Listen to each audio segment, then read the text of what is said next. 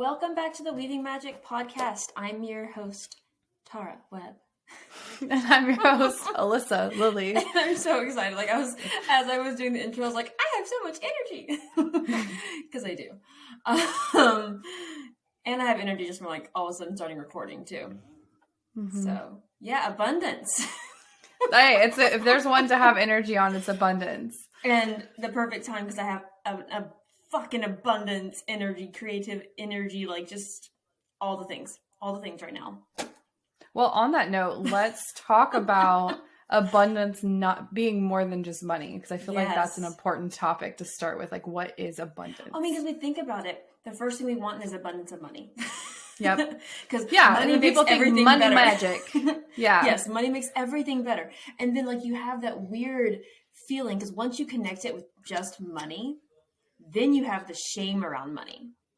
Because I would say a good 90% of us have shame because of our, we've been taught growing up. Money's the root of all evil. That's the thing, right? Money doesn't corrupts. grow on trees. But also you need to work really hard for it. Yes. Am I made of money? I hear parents telling kids. Does money grow on trees? Well, yes. It technically does. Yes, it does. And so when you start off with the idea of abundance and then associate it with only money and only working, let's also clarify that too, only working to get the money, right? You can only do work to get money. You are so limited, right off the bat. Mm-hmm. Well, and I also think when you start getting into magic around abundance, that instead of starting with spells about bringing in money, you should first start about spells about your relationship with abundance just generally. Because the more that you work and, plant seeds in that relationship, the more fruition you'll see, not only in money, but in your relationships and in your family and in your energy and in whatever way that you want to see abundance. Very much so. And it's funny because Alyssa and I have done, I did an abundance spell with my husband, and then Alyssa and I did an actual money satchel, intentional for money to heal our relationship with money. Also aligning with abundance too, that was important. But we focused on the relationship. We even picked out a book where we were reading and doing practices. We may not have finished it, but we're still working on it. It's a work in progress. I finished it. I have one more chapter. Well, yeah, it's the last chapter that's talking about investing, and I'm not quite there yet. So I feel like I'm done with the book for now because I can't. Yeah. I'm not to the point where I can invest the way I want to, the way that we should quite yet.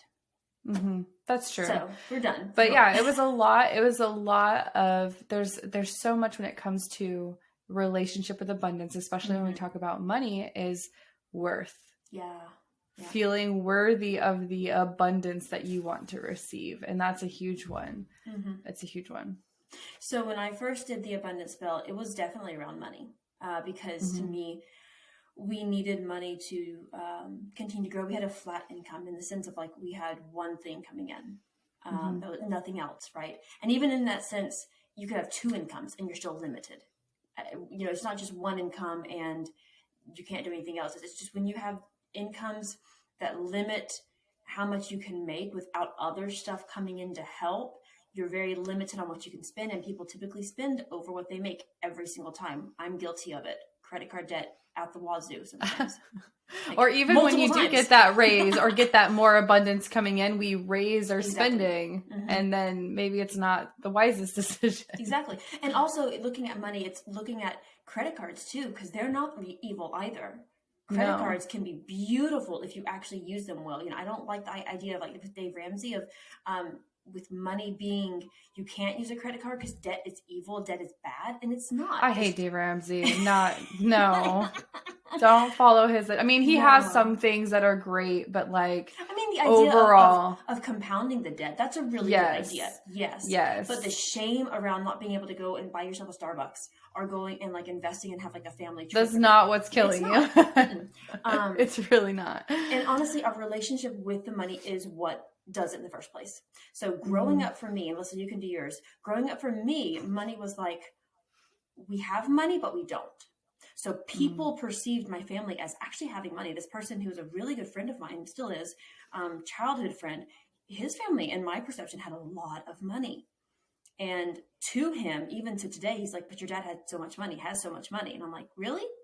Because I don't feel that way. When I felt like I needed something, I could ask, but I never felt like I could ask because so much was given to my brother, or the conversation that we have just as adults around it. Oh, I don't have money for this. Oh, no, we don't have money for that. No, we can't do that at this time. But then we go out on a vacation and we're just spending like we have all this excess money. Honestly, it's credit cards probably. But like and that's also like that contributes to the all or nothing mentality, which is so toxic. Like if I'm going to spend money, I'm going to spend it. And that was for me when I was in college, obviously having the loans for college. And my dad didn't want me to work. He wanted me not to worry about money in college, which I understand. I do get. Also, I should have worked my ass off. I should have. Because in that mindset, I was spoiled. And I took the excess of the loan money because I didn't know. And I used it for food and stuff. But I also went on a shopping spree because I never felt like I had that invested back into me. So I spent my money, used credit cards in a good way because I got points, but I didn't pay them off.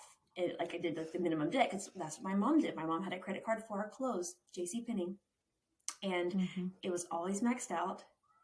And then she'd pay how much she needed to buy on it. Just pay that little amount. And then would buy that. And that was it. And so in my mindset, I was Which like, isn't terrible. That builds your credit. It's not, but I also grew up and took me forever to get past the idea of giving my card to someone and it declining and it just being like, ugh! Oh, that's the worst feeling in the world. I've gotten past it now. Of like, oh yeah, I need to switch some money into a different account because I have like 5 cards for what we have our bills. You know, I've gotten past that now. Before it was just like, this defines me. It feels embarrassing, and it's not. It's not embarrassing. Are judging me, and because I've done this, I've screwed up. I suck at this. I am this person. Etc. Alyssa, what is your childhood relationship with money? Oh God, not great. So my childhood, I feel like is kind of wild in the sense like I lived in so many different homes around the country. I'd say a majority of my younger childhood was in a camper traveling BMX racing, which I've talked about before. But, and that sounds fantastic and it was a lot of fun. But on the other hand, we were living off of like Vienna sausages and food that's not great. Those. I used to too, but that's also what my option was, right? It was either ramen or Vienna sausages or the TV dinner things, right? And honestly, back then that was actually pretty good because, the mindset of like what we knew as food too was so different. It's like, yeah. Yeah. And then as I got older and started getting into, my dad had a really rough patch and I got put in foster care and all those different things. Like during his rough patch, we lived in a hotel room sometimes. Sometimes we were living on people's couches.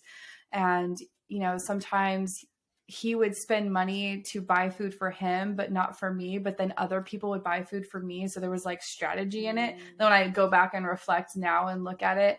And so it's just a weird relationship with money. And then being in different homes with my family, as well as foster homes, it was a lot of, we can't afford to spend money on you. You can't do extracurricular activities. I remember I wanted to do, it's where you dance and sing, like show choir. That's what it was. I wanted to do show choir, and all of the other foster kids were in sports or doing some other activity, but they didn't want to spend the time to take me to show choir or the money that they would need to invest for me to be a part of it. And so for me, I grew up not being worthy of money. Yeah. And then getting a job at 16, right? And working, I got emancipated, lived on my own at 16 and was working and going to high school and working and going to college and working for, I remember I worked at McDonald's as a manager making like $7 an hour. I don't even know how I lived off that. Yeah.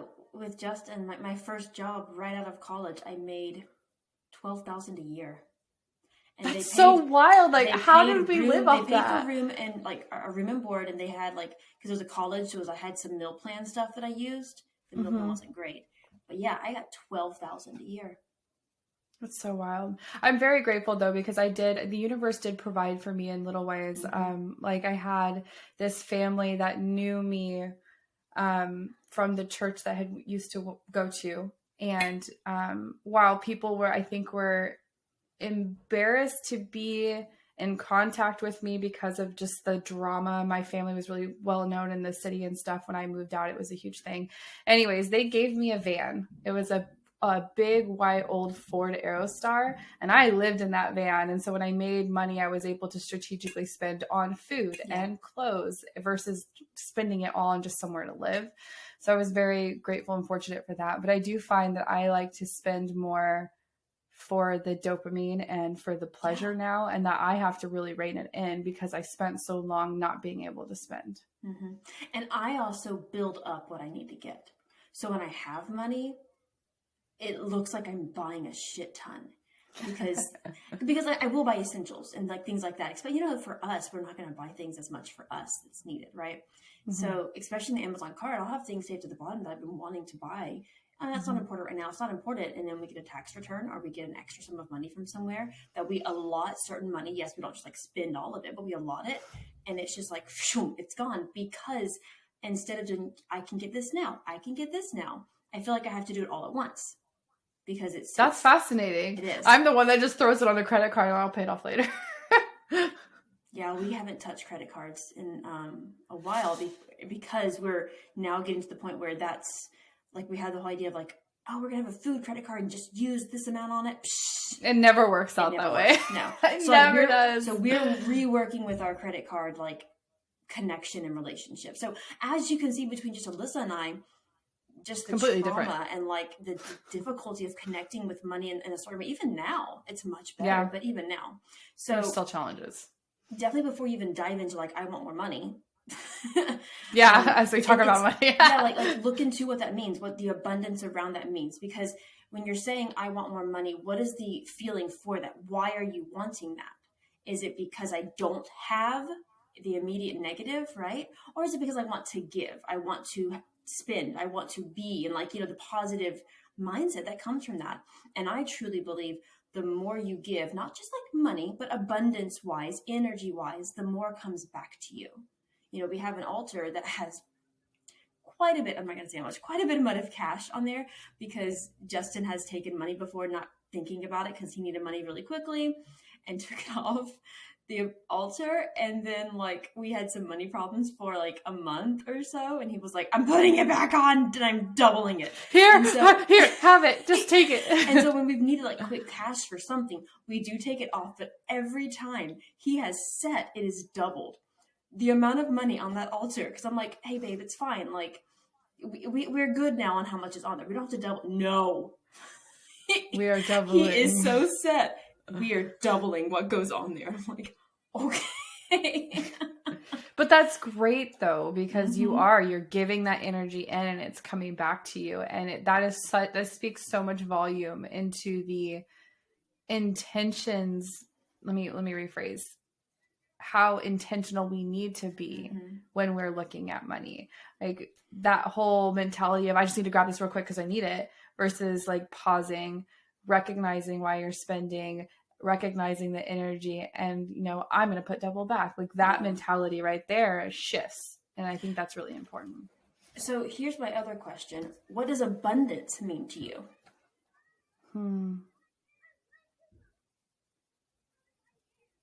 Long pause. I feel like that's a loaded question. I should have been prepared for, but I was not. Thanks, Tara. So abundance for me, what do you think? Abundance for me is like excess energy, joy, excess love, 5 kids. Yeah, I was, the first thing that came to my mind was joy, but it's not in the sense of abundance is the only thing that makes me happy or I'm dependent on abundance for joy, but that I have an overabundance of an joy. Overflowing almost, right? Yes. So that I can give to myself, to others, my family. Yeah. And abundance, I feel like appears in every facet of your life. Are you abundant in the time that you spend with your family? Are you abundant in the energy that you have throughout your day? Are you abundant in knowledge, in the pursuit of your dharma or your purpose, right? And also how are you using that abundance too? Like even if like you're in the pursuit of your Dharma, are you abundant in the knowledge of your Dharma, but are you using that abundance in the way that you should be? And by should, I don't mean like societal standards, by what is right for you, right? Taking the time to pause and say, am I doing this in a strategic way that feels good? Am I giving my energy and creativity to somebody else? Am I giving my love to somebody else instead of myself? It's important to love. It's important to give, right? But you have to give those to yourself first. That's where the abundance comes in first. Giving to yourself first. Yeah. The more energy that you have, the more that you give to yourself, the more that you'll be able to give to others and hold that container of abundance that's coming to you. Mm-hmm.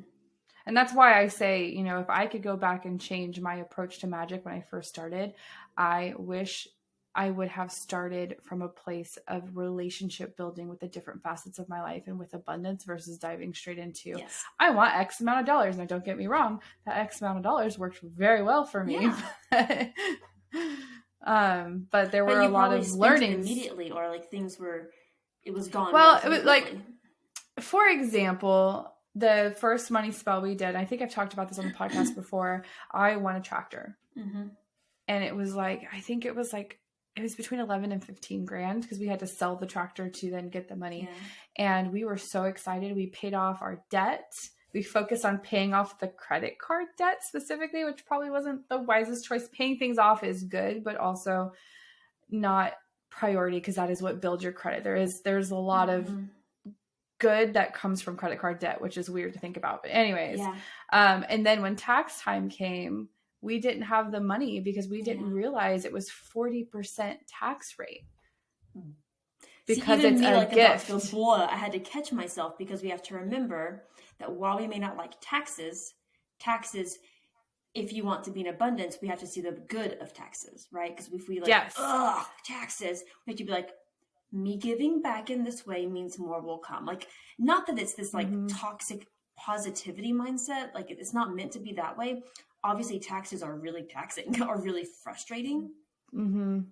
But to be able to shift from that, I don't know, like seeing, like you're saying, you know, we could have. I made so much money that they had to tax me. Like, that's a good thing.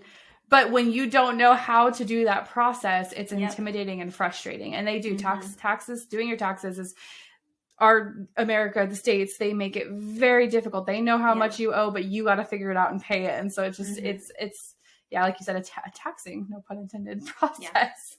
Yeah. So we ended up owing money, and we had to learn the lesson of saving and making sure we're investing and making sure we have that cushion for when tax time comes, for when emergencies come, versus just pouring everything into debt, quote unquote. Mm-hmm. Definitely. So the first spell that I did with Justin was an abundance spell. And we had a timeline actually for it, which I think that can kind of vary, right? If you do a timeline or not. I think that comes back to, because me and you are very different in this way, where I am non-specific manifester and you're more of a specific, where I struggle. With the money one though, ours wasn't a timeline. Was it? Oh, okay. Was mine? Maybe mine was. Mine was not. But I did my first money spell. I put a specific number to it because I thought that's what I needed to do. Mm-hmm. Mm-hmm. The second one we did, the satchel. I did not put a specific number on it. I think I put an idea of where I wanted to be. The first one, I guess, that you and I did under our pillow, that satchel was, I thought the first one we did was a honey jar. I feel like we've done multiple then. We've done so many. I don't know. I can't keep track anymore. The one under our pillow, the first one, that wasn't a money. That was for like growth and like twin flame. That was abundant. Yes, that was abundance in our magic. I believe there was a lot of abundance in our magic. I don't think we used the word abundance either with it because I can't find it. But we actually did. I have the date, 8/22. I just had it. 8/18/22 is when we did our money satchel, and with my husband, I did 7/10/20 in 2020, an abundance spell. And you can check out our blog post for this week because we're going to have just some few tidbits of how to do an abundance spell. And if you want to hop into our Patreon, there's going to be more about like money spells and stuff. So, check that out if you want to get into our Patreon to look at that. But you'll see like how each thing, when you go through it, like for example, we used honey to sweeten and attract. Like, yes, honey can be used to that, but also it can be used as a sticky substance to attach to. So when you're going through like what you're creating, it's all dependent on how it speaks to you within your own spell. Like that's very important. People get stuck on, it's supposed to be this. No, for me, honey it's sweet, but like you said, the sticky of money is drawn to me. It is stuck to me. It is the abundance is stuck to me, and it feels good. That kind of energy for me. I also put, if I remember right, I put coins in from other countries because I wanted to call in more travel. And let me tell you, I've been traveling a whole lot more than I ever have. It may not necessarily be in different countries, but I definitely have been traveling a lot. So for my abundance spell with Justin, we had a certain time frame. I think it was the end of the year was the goal. I don't remember because that would have been like 4 months. I was trying to do math in my head really quickly. It didn't work. Your brain broke a little. We had it in the month, and I was like getting to the point. I was like, "Oh, we're not really okay, Justin. Like, it's okay that it's not quite there, but we didn't do this. We didn't make this amount. I don't remember. It was like 7, I don't know, something." And he looked at it and realized, he was like, "Yeah, we didn't make that amount of money. We made that amount in knowledge of how to make more money, like a knowledge that he gained and I, but it was in different ways that we gained at that moment." Was like just it set off even more so our trajectory of more abundance, because we gained knowledge that helped us even further, not just like a flat sum of money that we thought, because we were still learning at that point of like flat sum of money is great, because we wanted to pay off our entire credit card debt. It was our goal. And then at the end of it, we're like, we definitely didn't get this. And he was like, no, we got the knowledge on how to do this in multiple forms. So that was our wording was, Mother Earth, Father Sky, we call upon thee as we send out our desire for prosperity. Abundance is our destiny, to distribute love as our currency. I think I was also pregnant at that point. We call in wealth's energy so we can be debt-free and give abundantly. I'm grabbing something. I'll be right back. So that was like that one that we wrote. It rhymed. It was kind of catchy. It was very catchy. I have one too. It was a prayer, affirmation, whatever you want to call it, that we would say every night. But I have it in my disorganized grimoire. So when we were done, I think we either buried it within like a full moon or something like that, or we buried it at the end. I think we buried it at the beginning. But that was a honey jar. Honey jars are great for a lot of things.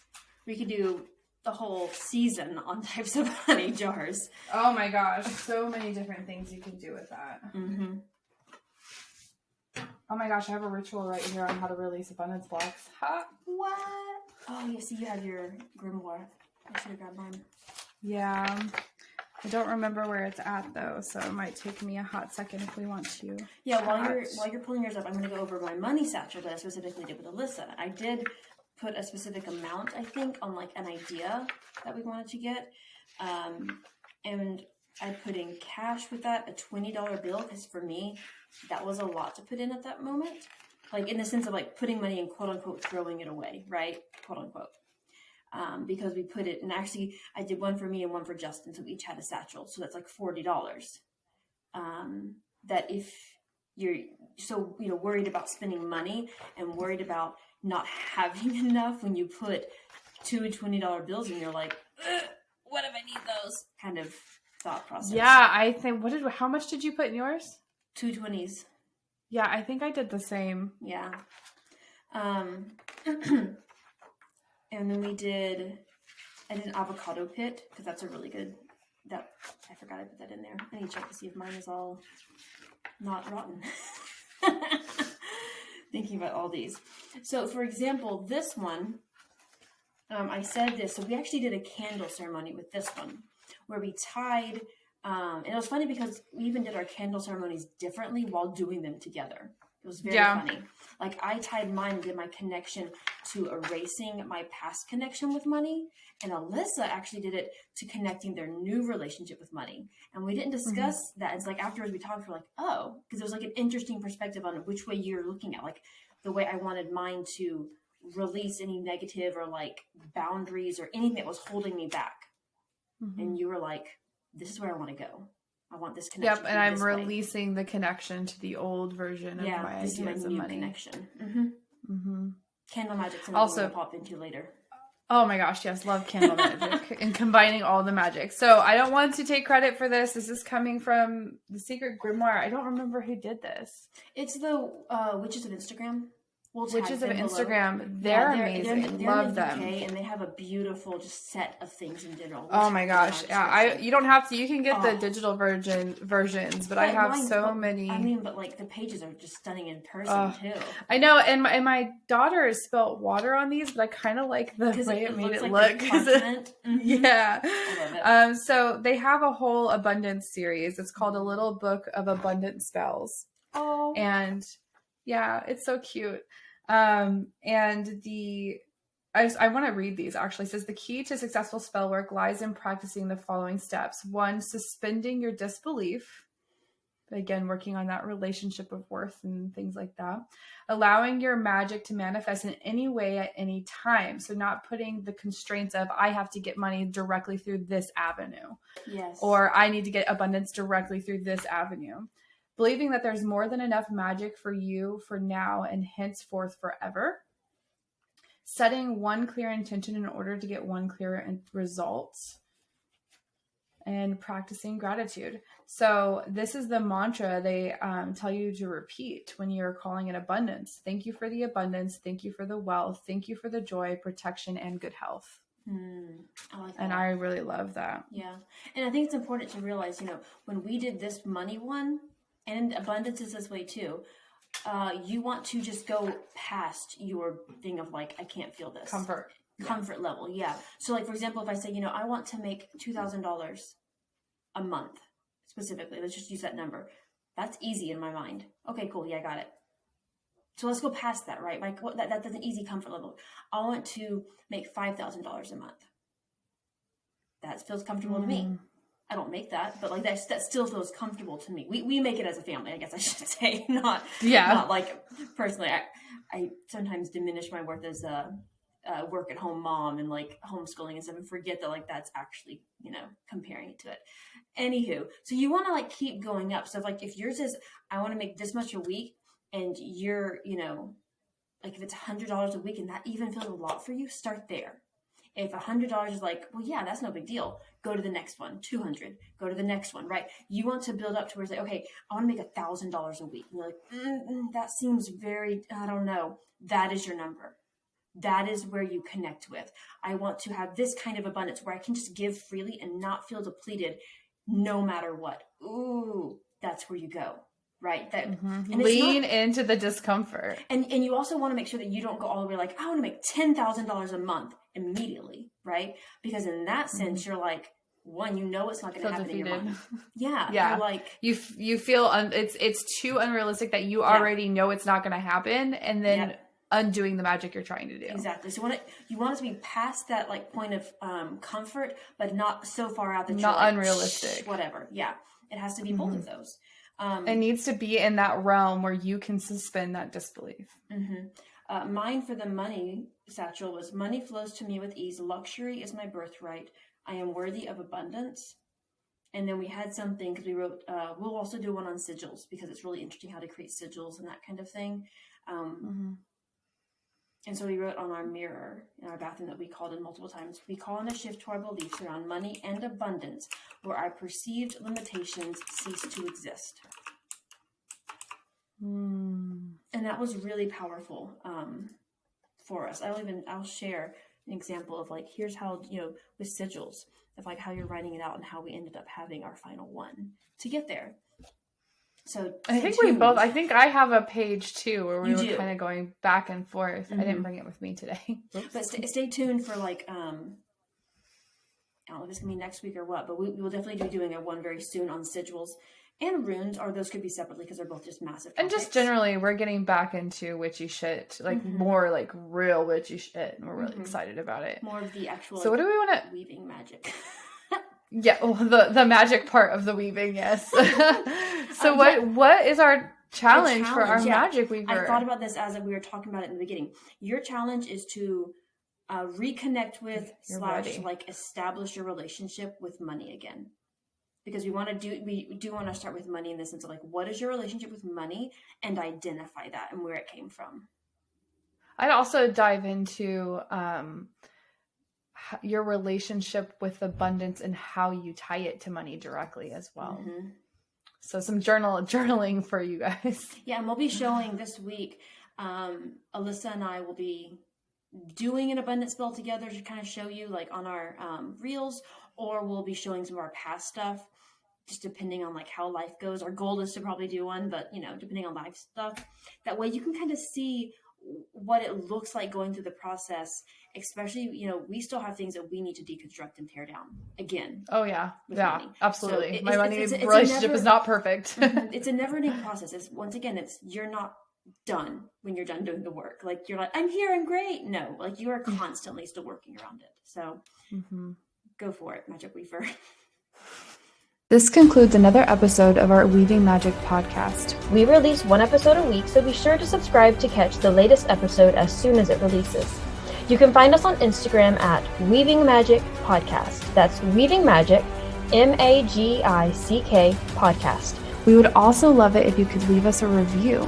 If you do, make sure to email us your review so we can send you a thank you gift. Thank you so much for joining us, and don't forget to find a way to weave magic into your daily life.